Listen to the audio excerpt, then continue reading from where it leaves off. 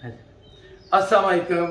सबसे पहले तो मैं अपने साथियों को, वर्कर्स को खैराज तहसीन पेश करता हूँ कि आपने बहादुरी के साथ जिस तरह पुलिस गर्दी का मुकाबला किया, सारी रात पुलिस छापे मारती रही इस्लामाबाद में, मंडी बाउद्दीन में, हमारे सेक्रेटेरिएट्स में, और पुलिस की ये हज़रत कोशिश थी कि तशद्दुद का रास्ता इख्तियार करें, लेकिन तमाम साथियों ने कानून का रास्ता अपनाया।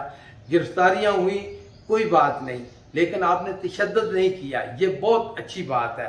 यही तरीके इंसाफ का इमरान खान का पैगाम है, आपने कानून को हाथ में नहीं लेना।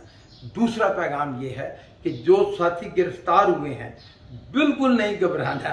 इंशाअल्लाह ताला नुमान कैसर एडवोकेट, आपको पता है कैसर साहब के बेटे हैं, उन्होंने रिट तैयार की है और इंशाअल्लाह ताला कल सबको रिहाई मिल जाएगी अल्लाह के फजल करम से। अदलिया इंसाफ करेगी।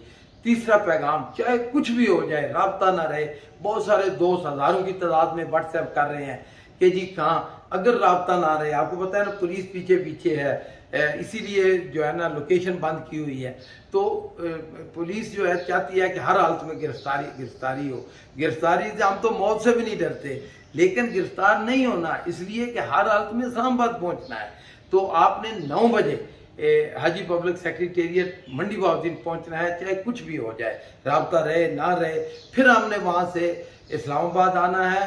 जिस तरह इमरान खान, असद उमर का जो पैगाम है कि हर हालत में हमने शहराए कश्मीर, शहराए श्रीनगर जिसका नया नाम है, इस्लामाबाद में पहुंचना है अपने कायद के साथ। और पाकिस्तान की आज़ादी के लिए ये सिर्फ तरीके इंसाफ की जंग नहीं, ये हर पाकिस्तानी की और इंसाफ की जंग है।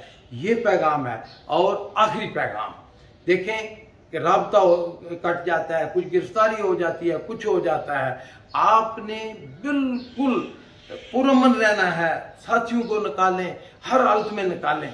फतह अल्लाह के फजल करम से हमारी होगी इंशाअल्लाह।